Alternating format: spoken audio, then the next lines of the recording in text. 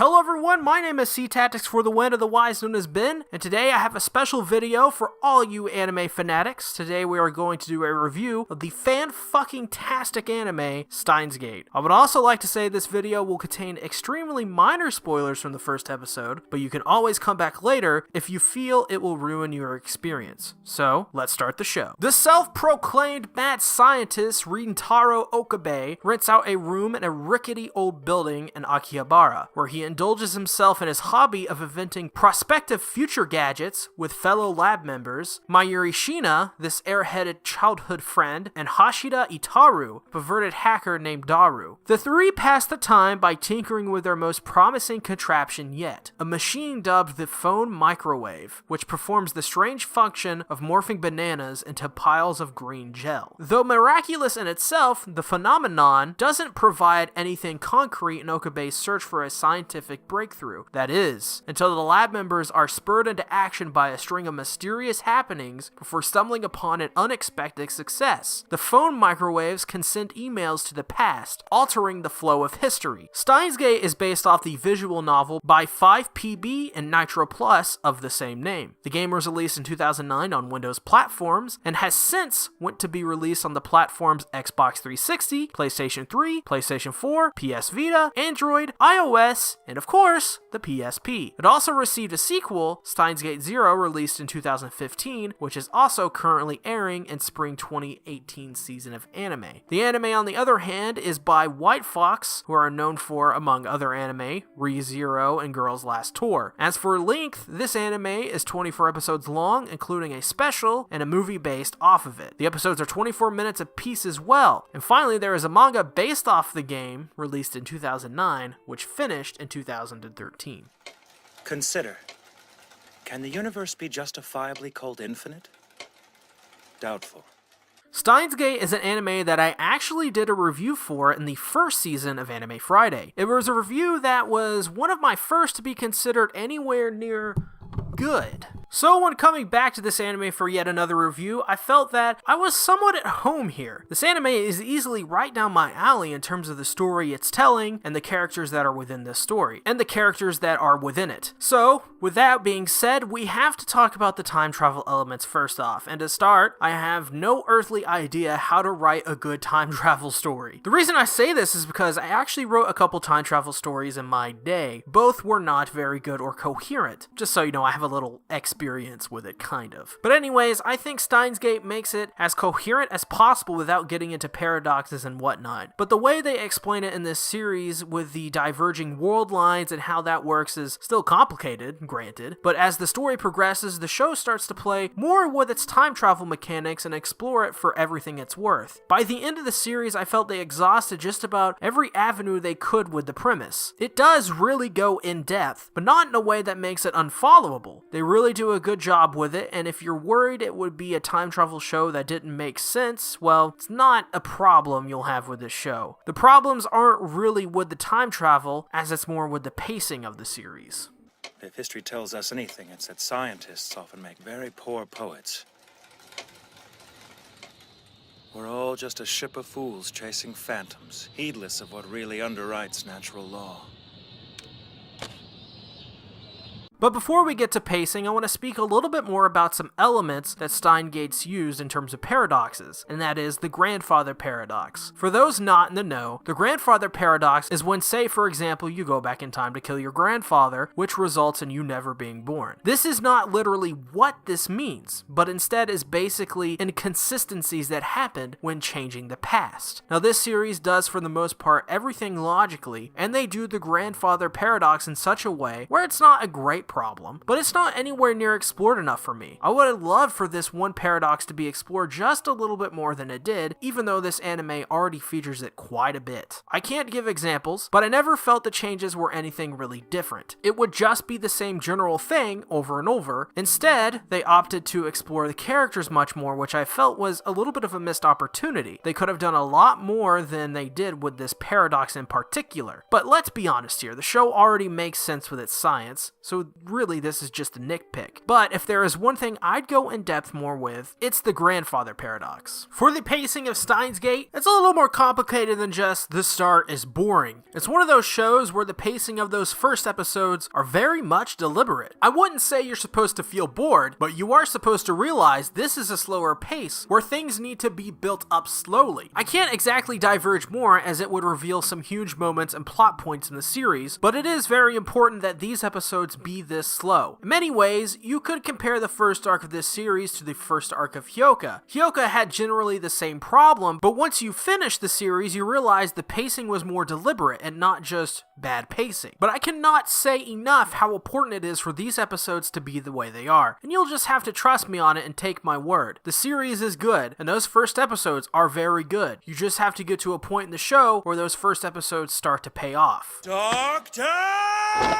Save your questions until... I have none, sir. I throw down the gauntlet as to your theory's authorship. Do you take us all for babes in the wilderness? Steins Gate's biggest strength is undoubtedly their characters. Whether it be their awesome dialogue, character development, or even their designs, these characters are fantastic. The characters' first big strength is they feel realistic and natural. While the series is about time travel, all these characters don't seem totally unrealistic. Okabe, our main character, is the self-proclaimed mad scientist, but really he's just a huge nerd that got in over his head. Another example is Master Hacker Itaru, who isn't really that much of a master hacker as he's more of a fan of moe culture and harems. The only character that feels more unrealistic is Kurisu, who is the only legitimate scientist out of all of them, but even then she feels just as human as any of our main characters. This is what I really enjoyed about the anime because of the fact they don't seem unrealistic, because of the fact that what they say, how they look, and what they do under pressure is pretty much how normal people would react. They just work and have great writing for them, which is a huge, huge strength for any characters in any show, but especially this one. In a show about science, you just have to make your characters realistic and lovable. But the characters for Steins Gate overall are very easy to enjoy and like. They all have these traits that makes it easier for you to endear themselves towards them. For example, Itaru and Okabe have this funny quirk where when someone will say something mundane, they then would twist that comment into something pervy, usually asking the characters to repeat what they say, but slower. This is a great example of how quirky and fun they are because it shows that these characters were written to be human, not as hollow shells that represent the plot. Where other shows have a problem characterizing their characters, Steins Gate seemingly does it with the greatest of ease. Everything is perfectly crafted to fit in these episodes and scenes in such a magnificent way. Like I said earlier, these characters are the best part of Steins Gate, and that's above all the highly accurate science that's in the series. And that's something to really think about because with all the high-level knowledge being used in the series, the characters are still the spotlight. I can easily see other directors and other anime series maybe focusing too much on the mechanics of things rather than what gets people to the dance in the first place, the characters. But while I do think the characters are great, there are some things I felt that didn't work out as great. I felt that Ruka's character was somewhat of a convenience to the story and plot itself. If you don't know, Ruka is a dude, and no matter how radiant her shrine vestments are, he is still oddly convenient. It was an easy way to show the effects of time travel, sure, but at the time, it was just so odd. Now, I will say this, he was a good character, and he felt natural and had great dialogue and story moments. But the fact that he was a dude that looked like a lady, well, it felt this character was just there to be exploited. This is probably the only blunder the show really has in terms of its characters, but I'm glad the way they handled it. As it was early on in the show, so it didn't really end up being something you'd have to deal with later on in the show. Also, how it's covered later on is actually one of the best episodes in the show, so I can half give it the benefit of the doubt because it later became an integral part of the show, but early on, it was rough.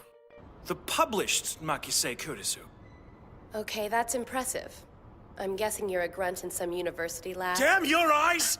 Visually speaking, Steins Gate isn't as stunning as when I first watched it. It's obvious from the first second this anime has aged considerably since 2010, and it held up when I watched it in 2014, but today it can't compare to other anime powerhouses out there. But even then, I felt the series still looked somewhat good. It just had this grainy and washed out look to it that took some time to get used to again. The character designs were good though. I think it's the best part of the show because they're all so unique. For example, Okabe looks like a mad scientist, Itaru is a fat guy who likes anime, fitting, Kurisu is a redhead who acts and looks like it, and Mayuri of course is a kid who probably doesn't fit in with all these adults at all. And with the other characters as well, we have Moeka, who is as beautiful as she is mysterious and silent, Rumio, who is every anime character rolled into one, and Ruka, who is totally a dude. Each character looks like how they would act, and that is extremely important in an anime series like this one, where you can easily have characters who are nothing but the dialogue they represent. On the other hand, the backgrounds are well done because of the artistic direction of the show. I feel there are some things that are lost on the viewer, and that's just because everything is so washed out. It looks oddly realistic, but because of this, it loses the typical anime charm anime backgrounds usually have. This isn't really such a huge problem in the grand scheme of what the anime is trying to achieve, as the show is not about beautiful landscapes. It's based off a visual novel. It's more focused on storytelling and the characters, so a rich and detailed, colorful background would seem almost out of place. The best way to describe the backgrounds is that they look like visual novel backgrounds adapted into anime. I don't feel like that it's the same for the character designs at all, but don't expect these sprawling cityscapes or whatever. Just go in expecting respectable backgrounds with good designs, but ultimately will not go above and beyond in any situation.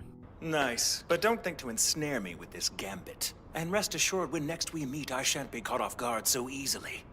Very well. Wait,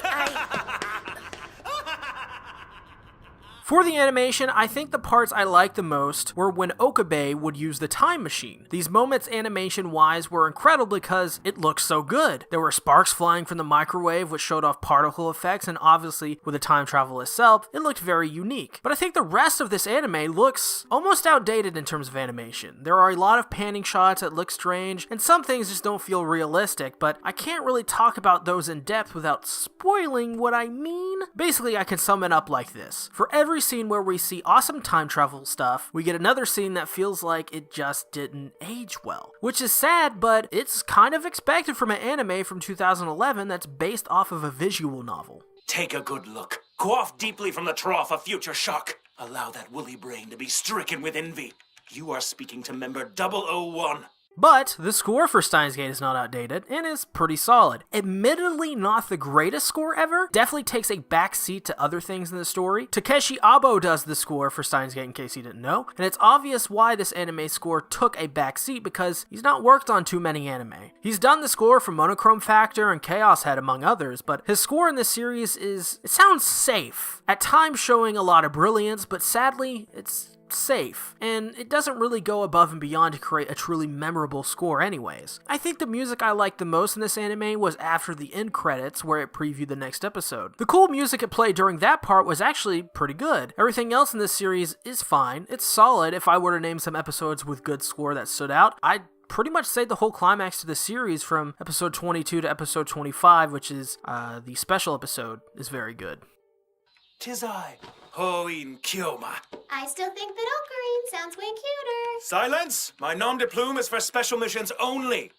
Steins Gate's English dub is easily one of the best Funimation dubs ever made. The characters, they all have these great personalities to them, and that's because of the great voice acting. J. Michael Tatum during this time in anime was absolutely killing it, and as Okabe, he really showed how great he was and why I will always be a fan of the old Tatum. And that also goes for Trina Nishimura, who may not have had the forward momentum that Tatum had at the time, but after Steins Gate, she showed how great she can be. This show to me is a must-watch show in English simply because of how high quality the dub is. This is easily one of the few dubs where the English dub outdoes the original Japanese version in almost every way. So because of that, I highly recommend this dub. When are you gonna wise up and run with a better crowd, girlie? I don't think I really have a choice. I'm a hostage, you know. Steins Gate is one of those rare stories where there is time travel that makes sense, and just by that alone, it should be something that's worth checking out. To add on to that, the characters are just very well done. They have some of the best motivations and characterizations I've seen from a story of this kind. Sadly, some things just don't hold up, like the washed out look to make it look more modern, and the somewhat lacking animation and slow first episodes. But if you're looking for a tale with time travel with great characters and solid science, then please give Steins Gate a shot. You just may like it. Steins Gate gets a 9 out of 10. And honestly, I don't think this was a surprise that I liked this series on the second viewing. I think I gave this anime a 9.5 or either that or a 9.75 on the old Anime Friday series. But, I'm gonna say it right now. This is the exact same score of that. Because basically, the first score I gave it was obviously a 10 out of 10. And with this new score, to compensate for what my old score used to be, it's pretty much around the same score. If you like anime just based off visual novels, definitely check out Steins Gate. It's very good. But I have to ask you guys, did my review help you check out the anime? Did my review help you decide not to watch the anime? Have you already seen the anime? And in that case, what do you think about the anime? Put down in the comments below. I'd love to hear your thoughts on this and discuss it with you down in the comments below. I'll see you guys later. Thanks for watching this review of Steins Gate. Can't wait for Steins Gate 0. Bye-bye.